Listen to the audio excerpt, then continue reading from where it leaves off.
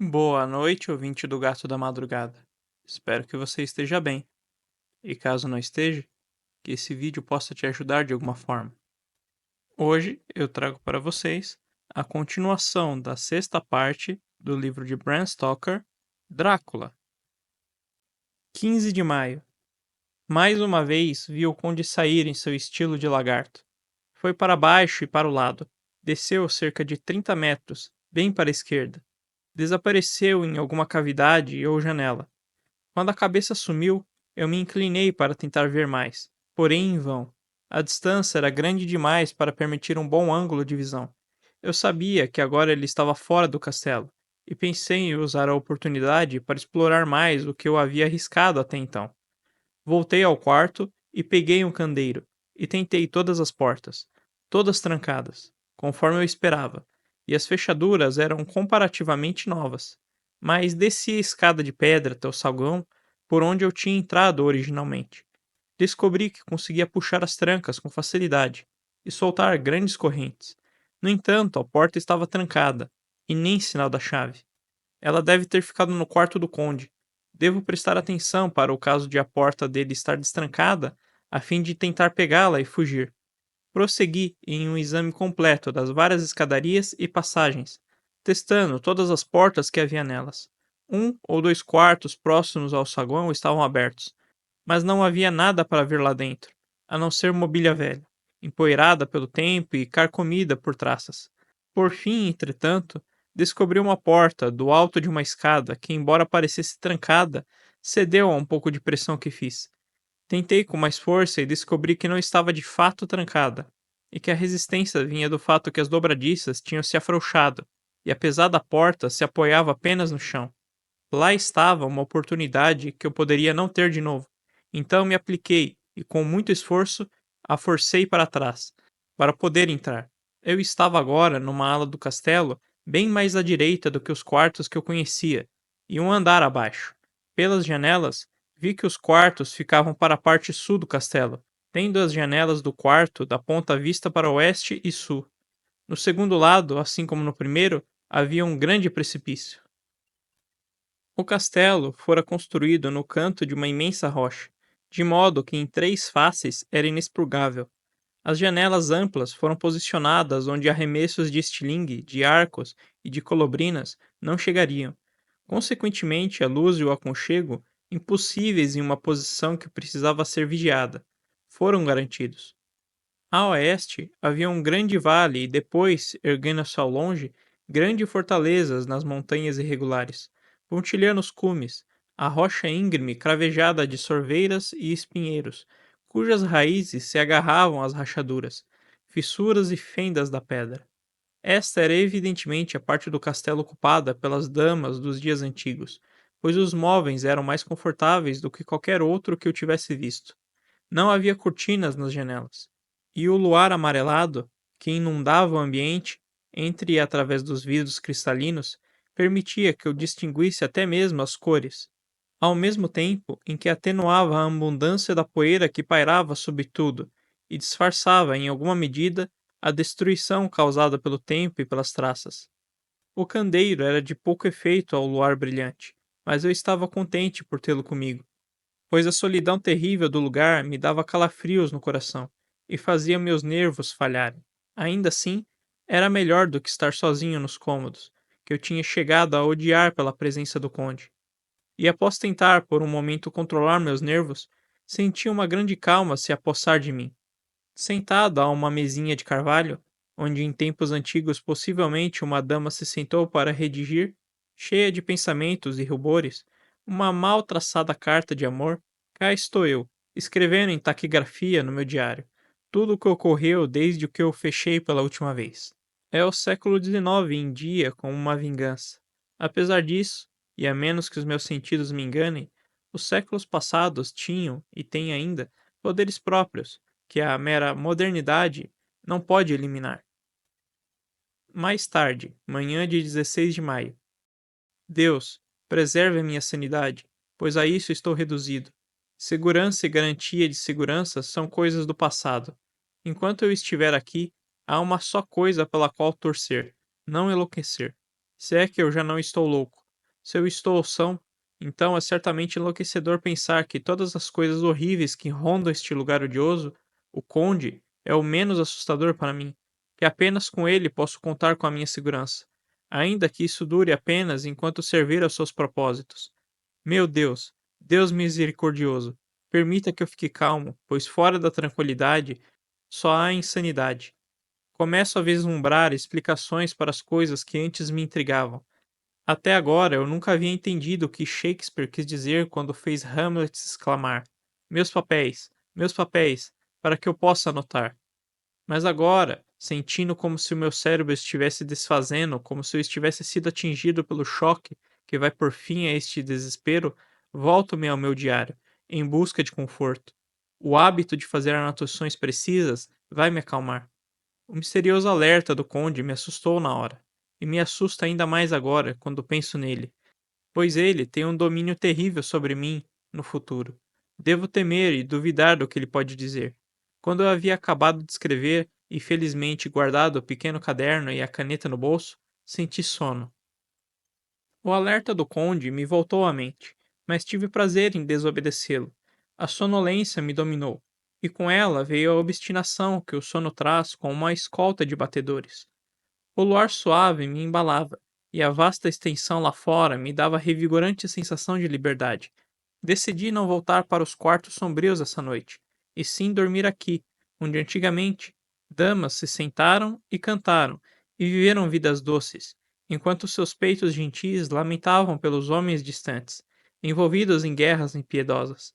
Arrastei um grande sofá de seu lugar junto ao canto para que, deitado, eu pudesse apreciar a linda vista leste e sul.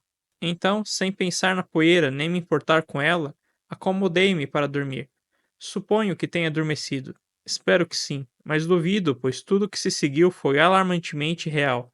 Tão real que agora, sentado aqui no ar livre sob o sol da manhã, eu não posso minimamente crer que tudo tenha sido um sonho. Eu não estava sozinho. O quarto era o mesmo. Nenhuma mudança tinha ocorrido desde minha entrada nele. No chão iluminado pelo luar, eu enxergava minhas pegadas marcando os pontos onde eu havia interferido no longo acúmulo de pó. Ao luar à minha frente estavam três jovens, mulheres de alta classe, pelas suas roupas e modos. Na hora pensei que deveria estar sonhando quando as vi, pois embora o luar viesse de trás delas, elas não faziam sombra no chão. Aproximaram-se de mim, observaram-me por um tempo e então trocaram cochichos. Duas tinham a tez escura e tinham narizes altos e aquilinos, como o do conde, e os olhos também escuros, penetrantes, que pareciam quase vermelhos em contraste com o amarelado pálido da lua. A outra era loira, tão loira quanto é possível, com abundantes cabelos dourados e olhos como safiras claras. Tive a impressão de reconhecer aquele rosto e de percebê-lo conectado de alguma forma a um medo vívido em sonho, mas na hora não consegui me lembrar como nem onde. Todas as três tinham dentes brancos e brilhantes, que cintilavam como pérolas contra o carmim de suas bocas voluptuosas. Havia algo nelas que me punha desconfortável, algo desejoso, mas também temeroso. Senti no meu peito um desejo ardente de que elas me beijassem, com aqueles lábios vermelhos. Não é prudente escrever isso, pois um dia os olhos de Mina podem ler essas anotações e sofrer, mas é a verdade. Elas ainda cochichavam, e depois riram, um riso argênteo e musical, porém duro, como se o som jamais pudesse ter saído de suaves lábios humanos. Era como um intolerável e doce tinindo dos copos com água, quando tocados por mãos inábeis. A moça loira balançou a cabeça, e coquette, e as outras duas a incentivaram. Uma falou: Vai, você primeiro, e nós depois. É a sua vez de começar. E a outra acrescentou: Ele é jovem e forte. Tem beijo para todas nós. Permaneci deitado, imóvel, espreitando sob as persianas, em uma agonia de deliciosa antecipação. A moça loira avançou e se curvou sobre mim, até que senti seu hálito. Era doce, de certa forma, doce como mel, e transmitia aos meus nervos o mesmo tinido que sua voz, mas com certo amargor, sob a doçura, um amargor de ofensiva, como o que se sente no sangue. Tive receio de abrir os olhos, mas espiei sob os cílios e enxergar perfeitamente. A moça estava de joelhos, inclinada em cima de mim, simplesmente me devorando com os olhos. Havia uma voluptuosidade deliberada, que era ao mesmo tempo excitante e repulsiva, e quando arqueou o pescoço, ela lambeu os lábios como um animal, até consegui ver, ao luar, a saliva brilhante dos lábios escarlates e na língua vermelha, que percorria os dentes brancos e pontudos. Cada vez mais baixo foi a sua cabeça, até que os lábios desceram para além da região de minha boca e do meu queixo e pareceram prestes a pulsar em minha garganta. Então, parou, e pude ouvir o som de sua língua lambendo os dentes e os lábios a sentir seu hálito quente no meu pescoço. Minha pele começou a formigar, como o que acontece quando uma mão prestes a fazer cócegas vai se aproximando. Senti o toque macio e trêmulo de seus lábios na pele ultrassensível do pescoço e a pressão firme de dois dentes afiados. Fechei os olhos em um êxtase lânguido e aguardei. Aguardei com o coração aos pulos. Mas nesse instante, outra sensação percorreu meu corpo, rápida como um raio. Tomei consciência da presença do conde e dele estar com o envolto em uma tempestade de ira. Quando meus olhos se abriram, involuntariamente, vi a mão dele agarrando com força o pescoço macio da mulher loira, e com o poder de um gigante, afastá-la, os olhos da Safira transformados pela fúria, os dentes brancos batendo de raiva e as bochechas brilhantes, rubras de paixão. E o conde, jamais imaginei tanta cólera num tamanho furor, nem mesmo nos demônios. Os olhos dele estavam incandescentes, é fato. A luz vermelha que eles emanavam era lúgubre, como se as chamas do fogo do inferno ardessem atrás deles. O rosto estava profundamente pálido, e as linhas de expressão eram duras, como os riscos desenhados. As sobrancelhas grossas que se uniam no átomo do nariz pareciam agora uma barra de metal, branca e quente. Com um movimento feroz do braço, arremessou a mulher para longe. Depois gesticulou para as demais, como se as estivessem afastando. Era o mesmo gesto imperioso que eu tinha visto ser feito com os lobos. Com uma voz que, apesar de tão baixa que mal passava de um sussurro, parecia cindir o ar e depois ecoar por todo o quarto. Ele bravejou. Como se atrevem a tocá-lo? Como qualquer uma de vocês ousam olhar para ele, quando eu as proibi?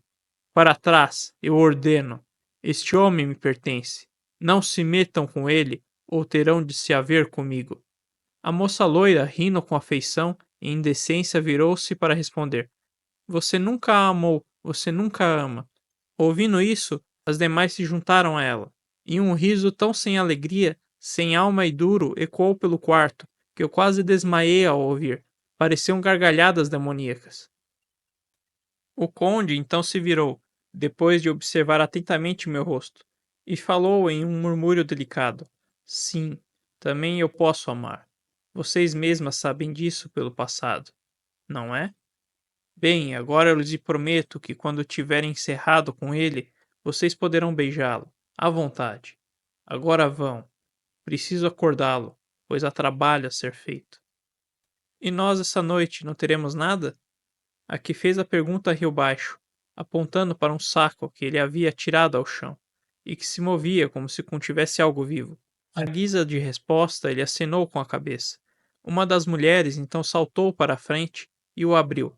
Se os meus ouvidos não me enganaram, houve um engasgo e um gemido baixo, como de uma criança meio sufocada. As mulheres se cercaram, enquanto eu era tomado pelo pavor, mas quando olhei, haviam desaparecido, e com elas o saco medonho. Não havia porta perto delas, e elas não poderiam ter passado por mim sem que eu as visse. Pareceu-me que as três haviam simplesmente se desmanchado e passado através das janelas, pois vi lá fora formas difusas e irreais, um instante antes de sumirem por completo. O horror se apoderou de mim e afundei na inconsciência. Obrigado por ouvir até o final. Curta e compartilhe para apoiar essa iniciativa.